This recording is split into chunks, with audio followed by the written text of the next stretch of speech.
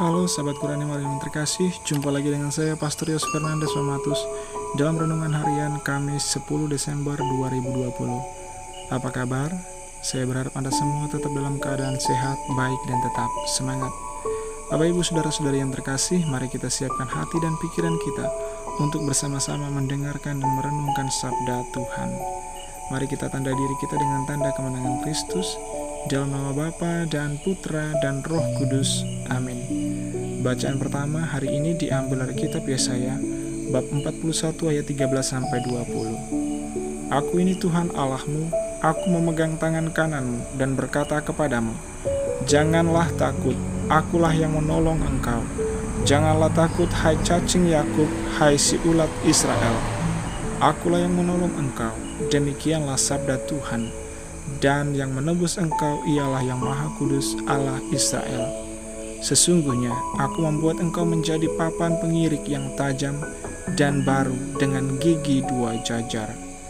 Engkau akan mengirik gunung-gunung dan menghancurkannya.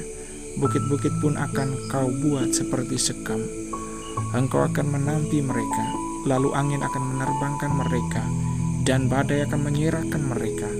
Tetapi engkau akan bersorak-sorak dalam Tuhan dan bermegah dalam yang Maha Kudus Allah Israel. Orang-orang sengsara dan orang-orang miskin sedang mencari air, tetapi tidak ada. Lidah mereka kering kehausan. Tetapi aku, Tuhan, akan menjawab mereka. Dan sebagai Allah orang Israel, aku tidak akan meninggalkan mereka.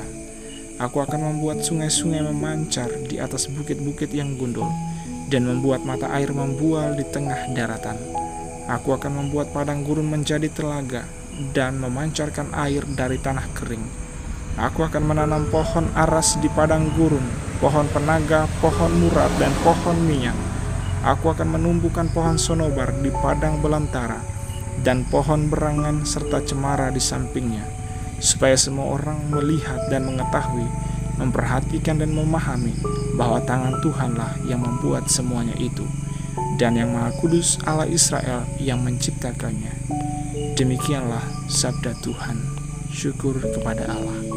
Dan Injil pada hari ini diambil dari Injil Matius bab 11 ayat 11-15. Tuhan sertamu dan sertamu juga. Inilah Injil Tuhan kita Yesus Kristus menurut Matius. Dimuliakanlah Tuhan.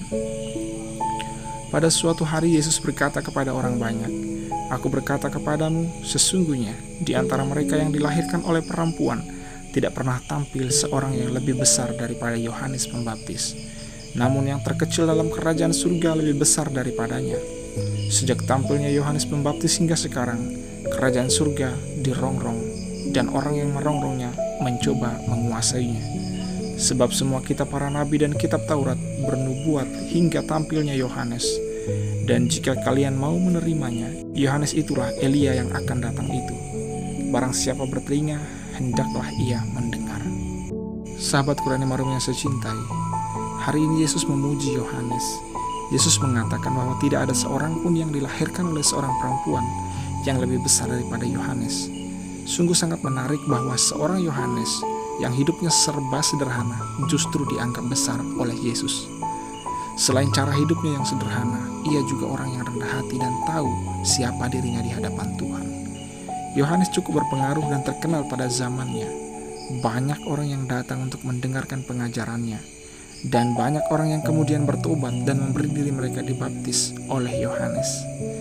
Meskipun ia begitu terkenal dan banyak orang yang mau menjadi pengikutnya, ia tidak lupa diri.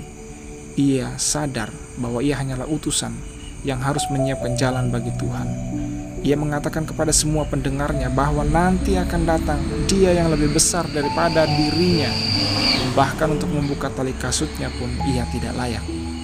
Yohanes tetap sederhana dan merendah walaupun ia begitu populer dan berpengaruh saat itu. Saudara-saudari yang terkasih, Yohanes adalah salah satu tokoh Advent yang patut menjadi teladan. Kesederhanaan dan kerendahan hatinya perlu kita contoh. Kiranya kita dijauhkan dari kemewahan yang menjauhkan kita dari Tuhan. Dan semoga kesemarakan, popularitas, dan kesuksesan yang kita dapatkan serta raih dalam kehidupan kita tidak membuat kita lupa akan identitas diri kita di hadapan Tuhan. Kita mungkin pemeran utama dalam hidup kita masing-masing, tetapi kita hanyalah memainkan peran sesuai dengan apa yang telah Sang Sutradara tentukan bagi kita. Kita bukan Tuhan, jangan berlaku seolah kita Tuhan atau melampaui melebihi Tuhan. Salam, Tuhan Yesus memberkati.